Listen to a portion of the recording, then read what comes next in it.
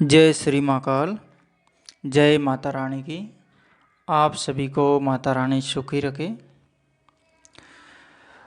आज के इस वीडियो में आपको एक विशेष साधना बता रहे हैं, जिस साधना के ज़रिए आप आध्यात्मिक ज्ञान को आगे बढ़ा सकते हैं और अपनी कुछ साधक की शक्तियां हैं, कुछ ऐसे प्रयोग करते हैं जिनकी साधनाएं करते हैं। अगर वो शक्तियां अपने से संपर्क में नहीं आती है तो ऐसी बहुत सी शक्तियों को संपर्क में कैसे लाया जाता है, उनसे कुछ वार्तालाप है, उनसे कनेक्टिविटी है, वो कैसे की जाती हैं।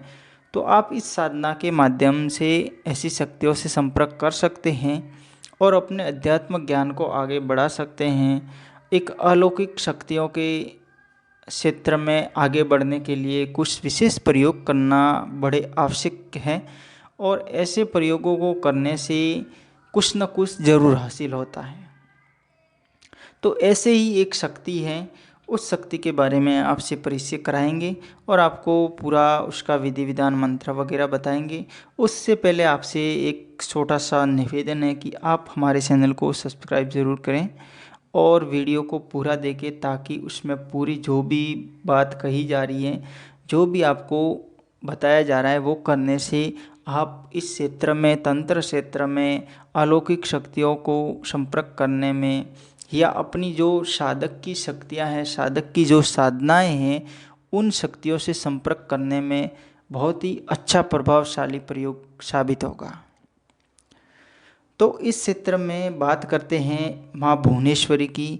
भुवनेश्वरी, आप नाम सुन लिया आपने, तो एक नाम में ही बहुत कुछ इनके बसा हुआ है। भुवनेश्वरी, भुवन पर जितना भी कुछ होता है तो इनके संपर्क में होता है। इस धरती पर कहीं भी जो भी अपन बोलते हैं, उस सभी जगहों में उनका एक वास होता है, जहाँ की शक्तियों से संपर्क करने के लिए एक बड़ी शक्ति का आह्वान करना बहुत ही ज़रूरी है, जो इससे संबंधित होती हैं। तो ऐसे में हमने सोचा कि एक ऐसी क्यों ना ऐसी एक प्रयोग, शक्ति का प्रयोग किया जाए, कुछ अनुभव किया जाए, ताकि अपने को कुछ उससे हासिल होता है कि नहीं। अगर ऐसा कुछ हासिल होता है तो ऐसा कुछ आगे बढ़ाते हैं। तो इस क्षेत्र में हमने कुछ संपर्क किया, ऐसी शक्तियों के बारे में कुछ साधनाएं की, उनका कुछ कनेक्टिविटी के लिए कुछ छोटा सा प्रयोग करके देखा। तो इस तरीके से आगे बढ़ने के लिए आपसे भी यही निवेदन करते हैं कि अगर आप ऐसी शक्तियों को प्रयोग में लाते हैं तो बहुत सी शक्तियां हैं जिससे आप कनेक्टिविटी कर सकते हैं, उनसे संपर्क कर सकते हैं और उनको कैसे बुलाना है, उनसे क्या वार्तालाप करना है, उन शक्तियों को कैसे आकर्षण करना है। अगर कोई इष्ट शक्ति बड़ी मजबूत होती है तो वो शक्तियाँ, साधक होता है जिसकी साधना करता है, वो शक्तियाँ साधक से संपर्क करती हैं।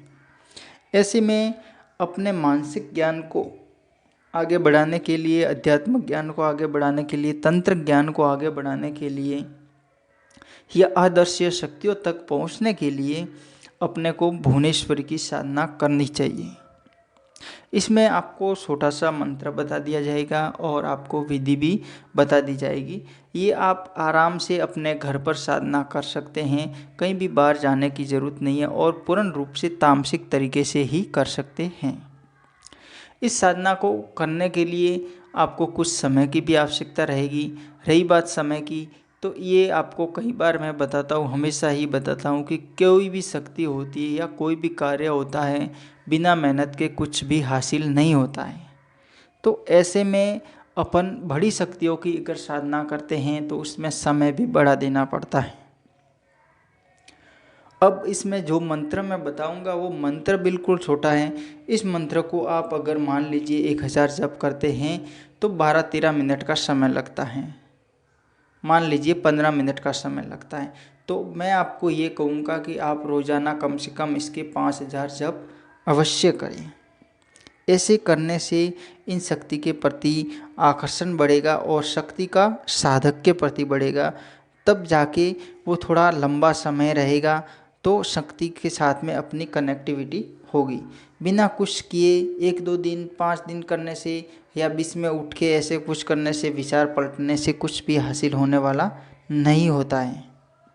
तो आपको मेहनत करनी अनिवार्य है और शक्तियों के क्षेत्र में आगे बढ़ने के लिए बहुत सी शक्तियों को काम में लिया जाता है।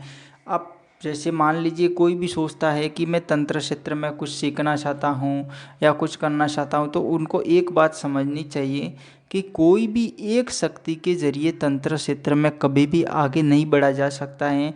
तंत्र क्षेत्र में तांत्रिक बनने के लिए या कोई भी है तो उसको आगे बढ़ने के लिए इस लेवल में बहुत सी साधनाएं अलग अलग तरीके की होती है, वो सब करनी पड़ती हैं, तब जाके साधक होता है वो इस क्षेत्र में आगे बढ़ता है। अगर एक साधना करने से कोई भी साधक आगे बढ़ता है तो ऐसा मैं नहीं मानता हूँ कि कोई भी एक शक्ति के जरिए ज़िंदगी में आगे बढ़ेगा। तंत्र क्षेत्र में कभी भी नहीं बढ़ सकता है। एक शक्ति का कोई विशेष सहारा होता है कि कोई इष्ट शक्ति है उसकी, तो वो एक विशेष मजबूत शक्ति होती है। लेकिन तांत्रिक लेवल पर तंत्र क्षेत्र में बहुत सी शक्तियों का आह्वान अनिवार्य होता है, तब जाके वो तंत्र में आगे बढ़ता है। तो उन सब शक्तियों को अपन ये सोचते हैं कि उनसे साधनाएं बहुत सी की है और उस कुछ साधनाओं में संपर्क नहीं हो रहा है, कई बार साधनाएं की उनमें कुछ कनेक्टिविटी नहीं हो रही है, तो इसके लिए एक विशेष बात का ध्यान देना अनिवार्य है कि अपनी मजबूत शक्ति कौन सी है या नहीं है। अगर इष्ट शक्ति कोई भी ऐसी मजबूत नहीं है जो अपने को अध्यात्म में आगे बढ़ा सकती है, तो अपने को तंत्र क्षेत्र में आगे बढ़ने के लिए बिल्कुल रुकावट आएगी। ऐसे में हमें ये चाहिए कि ऐसी कोई शक्ति की साधना करें जिसके ज़रिए उन शक्तियों तक, जो भी अपन साधना करते हैं उन शक्तियों तक आगे पहुँचे और अपना जो ज्ञान है, आंतरिक तौर पर ज्ञान है, आंतरिक तौर पर ध्यान है, वो उस तरीके से उनसे संपर्क कर सकते हैं। इस लेवल में मैंने एक विशेष साधना सुनी, वो है माँ भुवनेश्वरी की। आप इस साधना को कीजिएगा, उसमें ज़रूर फ़ायदा होगा। इसके लिए आपको क्या करना है, आप विधि विधान ध्यान से सुनिएगा और उनका मंत्र भी सुनिएगा। आपको बहुत अच्छा लगेगा ये साधना। जब आप कुछ दिन तक करेंगे तो आपको बहुत अच्छा लगेगा। और आप जब भी ये साधना करते हैं तो हम ये भी कहते हैं कि आप जो साइड में दूसरी साधनाएं करते हैं उनको भी शुरू रखिएगा, ये साधना भी शुरू रखिएगा। आपको किसी प्रकार का कोई बाधक नहीं बनेगा।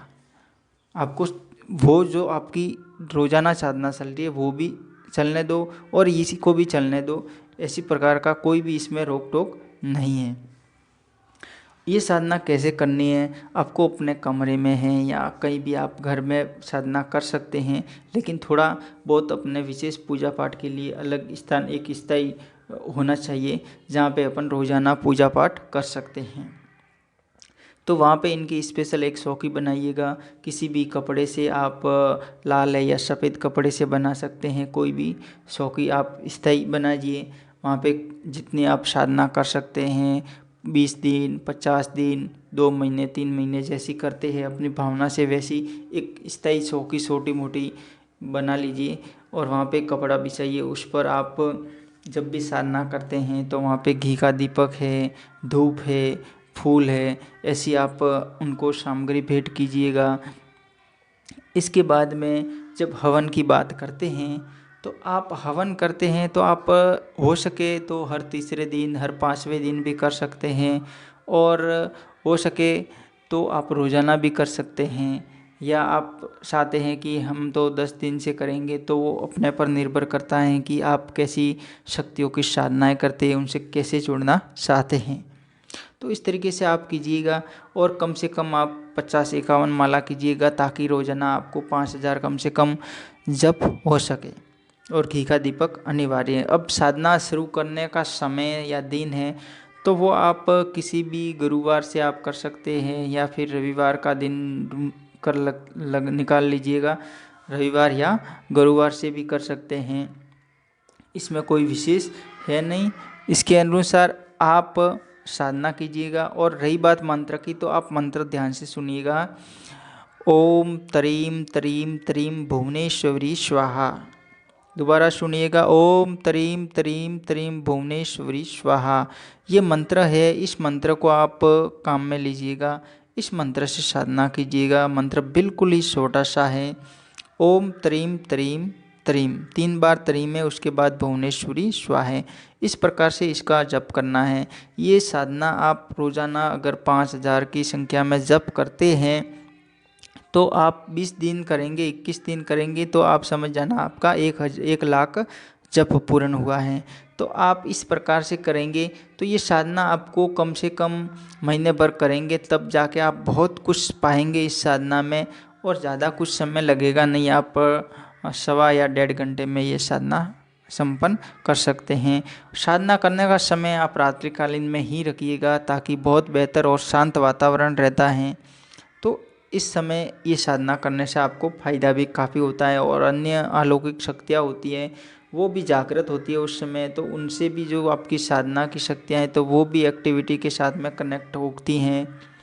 ऐसे बहुत से लाभ होते हैं। अगर आप ये साधना करते हैं तो बहुत अच्छा लाभ मिलेगा तंत्र क्षेत्र में। हमारा कहना यही है कि कोई भी शक्ति है उनसे आप कनेक्टिविटी करना चाहते हैं, कोई भी साधना, तो उसमें समय देना पड़ेगा। समय का विशेष प्रयोग है और मेहनत तो करनी पड़ेगी। बिना मेहनत बिना समय गुजारे कुछ भी हासिल होने वाला नहीं होता है। तो इस बात को आपको ध्यान में रखना है। अब अपने हिसाब से आप कैसे करते हैं वो आप अपने लेवल से कीजिएगा। और भी कोई साधना के लिए हमारे चैनल पर आप शेयर कीजिएगा, हर तरीके की आपको साधना मिलेगी। इसके अलावा हमारे टेलीग्राम ग्रुप पर आप संपर्क करें, फेसबुक पर संपर्क करें। जय श्री महाकाल, जय माता रानी की।